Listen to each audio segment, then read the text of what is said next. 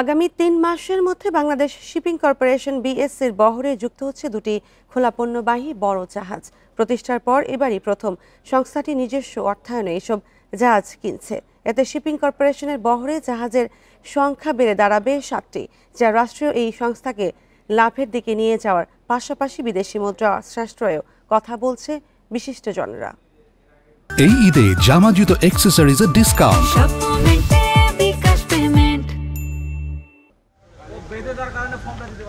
গত অক্টোবরে ৪ দিনের ব্যবধানে বিস্ফোরণ ও আগুনে পুড়ে নষ্ট হয় বাংলাদেশ শিপিং কর্পোরেশনের দুটি জাহাজ, বাংলার সৌরভ ও বাংলার জ্যোতি।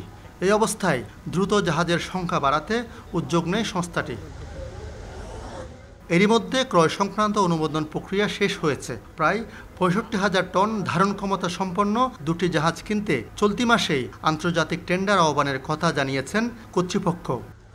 সম্পূর্ণ নিজস্ব অর্থায়নে দুইটা বড় সাইজের প্রায় 65,000 টনের ডেডওয়েট টনেজের বাল্ক ক্যারিয়ার আমরা কিনতে যাচ্ছি এবং আশা করছি আগামী ২.৫ মাস থেকে ৩ মাসের মধ্যে আমাদের বহরে যুক্ত হবে। জাহাজ বাণিজ্যের সাথে জড়িতরা বলছেন, রাষ্ট্রীয় পতাকাবাহী জাহাজ বাড়লে বৈদেশিক মুদ্রা সাশ্রয়ের বড় সুযোগ তৈরি হয়, পাশাপাশি দেশি নাবিকদের কর্মসংস্থানও বাড়ে। আমরা যে জাহাজগুলো বাইরের দেশ থেকে হায়ার করছি, চার্টার করছি, তাতে করে কিন্তু আমাদের পণ্যটার জন্য ওই জাহাজগুলোর জন্য কিন্তু আমাদের ডলারে তার ভাড়া এবং বা মূল্য পরিশোধ করতে হচ্ছে। আর আমাদের নিজস্ব জাহাজ হলে পরে আমাদের এই কারেন্সিগুলো, ফরেন কারেন্সিগুলো কিন্তু আমাদের দেশেই থেকে যাবে। ক্ষতিগ্রস্ত জাহাজ দুটি সম্প্রতি ৫৫ কোটি টাকায় স্ক্র্যাপ হিসাবে বিক্রি করা হয়েছে।